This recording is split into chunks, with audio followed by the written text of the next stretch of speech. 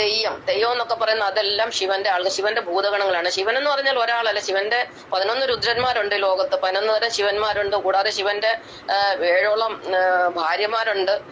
പിന്നെ അതുപോലെ കാളിയും ദുർഗയും പാർവതിയും സതിയും പിന്നെ മോഹിനിയും പിന്നെ എന്താ പറയുന്ന ഗംഗയെല്ലാം ശിവന്റെ ആളുകളല്ലേ.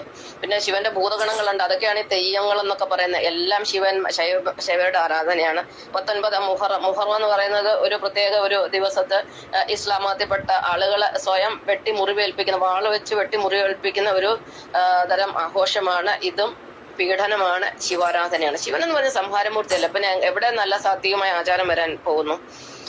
20 ഭരണിപ്പാട്ട് എല്ലാവർക്കും പരിചയമാണ്. ഭരണിപ്പാട്ടെന്ന് പറയുന്നത് തെറി പറയുക എന്നുള്ള, അസഭ്യം പറയുക എന്നുള്ളത് അസുരന്മാർക്ക് വിധിച്ചിട്ടുള്ള കാര്യമാണ്, അസഭ്യവും അശ്ലീലവും ഒക്കെ. അപ്പൊ നമ്മുടെ ഭർത്താവ് അയ്യപ്പൻ ചേട്ടൻ എന്ന് പറഞ്ഞാൽ അദ്ദേഹം ഒരു ഈ അസുര വർഗ സ്വഭാവം ഉള്ളതുകൊണ്ട് അദ്ദേഹത്തിന്റെ വായനൊക്കെ എപ്പോഴും ഇതൊക്കെ വരാറുണ്ട്. പിന്നെ ഞാൻ അതൊന്നും കാര്യമാക്കുന്നില്ല. നമ്മുടെ നാട്ടിലൊരു പ്രസിദ്ധയായ ഒരു ദേവിയുണ്ട്, പേരൊന്നും പറയുന്നില്ല. അവര് വാ തുറന്നാല് അശ്ലീലം അസഭ്യം അല്ലാതെ മറ്റൊന്നും പറയത്തില്ല. അതൊക്കെ ശിവാരാധനയുടെ സൗഭാഗ്യങ്ങളാണ്.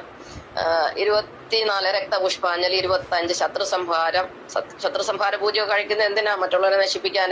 23 മൃത്യുജ്ഞയ ഹോമം, 24 മറ്റുള്ള പലതരം ഹോമങ്ങൾ, ഗണപതി ഹോമമായാലും പലതരത്തിലുള്ള ഹോമങ്ങളൊക്കെ നടത്തുന്നതെല്ലാം ശിവാരാധന തന്നെയാണ്. 25 ആവാഹനങ്ങൾ, ഈ യക്ഷിയും ഗന്ധർവനെയൊക്കെ ആവാഹിക്കുക എന്ന് പറയില്ല, ബാധയൊക്കെ ആവാഹിച്ചിറക്കുക എന്ന് പറയുന്നത് ഇതെല്ലാം ശിവാരാധന. സത്യത്തിൽ ഇവരെല്ലാം അജ്ഞാനികളാണ്, ഇവർക്ക് ഇതിനെക്കുറിച്ചൊന്നും യാതൊരു ബോധമില്ല. ഇതെല്ലാം എന്തുകൊണ്ട് സംഭവിക്കുന്നു, ആരാണ് യഥാർത്ഥ സൃഷ്ടാവ്? ഭഗവാൻ നാരായണൻ ആരാണെന്ന് അറിഞ്ഞാൽ, നമ്മൾ ആരാണെന്ന് അറിഞ്ഞാൽ, അല്ലെങ്കിൽ പ്രപഞ്ചത്തിന്റെ നാഥൻ ആരാണെന്ന് അറിഞ്ഞു കഴിഞ്ഞാൽ നമുക്ക് എല്ലാത്തിനും ഉത്തരം കിട്ടും. അപ്പൊ ഈവോ കോപ്രായത്തിന് പുറകെ ഒന്നും പോകേണ്ട യാതൊരു ആവശ്യവുമില്ല.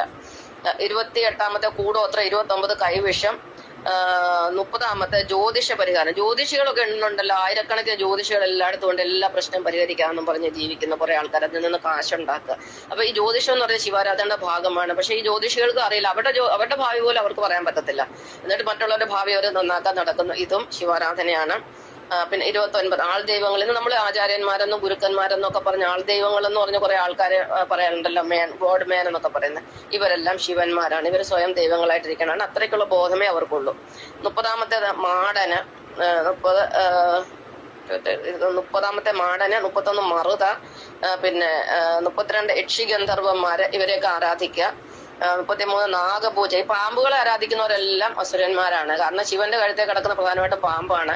ആ പാമ്പിനെ ദൈവമായിട്ട് കണക്കാക്കി, പാമ്പ് ദൈവമല്ലെന്ന് ഞാൻ പറഞ്ഞത്, അതിൽ ജീവൻ ഉള്ളതുകൊണ്ട് അത് ദൈവമാണ്. പക്ഷെ എന്ന് പറഞ്ഞാൽ അതിനെ ആരാധിക്കുന്നതുകൊണ്ട് യാതൊരു അർത്ഥവുമില്ല, അതിലൊന്നും ഒരു കഴമ്പുമില്ലാത്ത കാര്യമാണ്. അപ്പൊ നാഗപൂജ ഒക്കെ നടത്തുന്നത് ശൈവരാണ്. 34 കുണ്ടലിനി. പിന്നെ ഈ സ്വർഗത്തിലോട്ട് പോകാമെന്ന് പറഞ്ഞ് പെട്ടെന്ന് അങ്ങ് ഉള്ളില് 4-5 ചക്രങ്ങളുണ്ട്, അത് കുണ്ടലിനി ഉയർത്തുക എന്ന് പറയാ.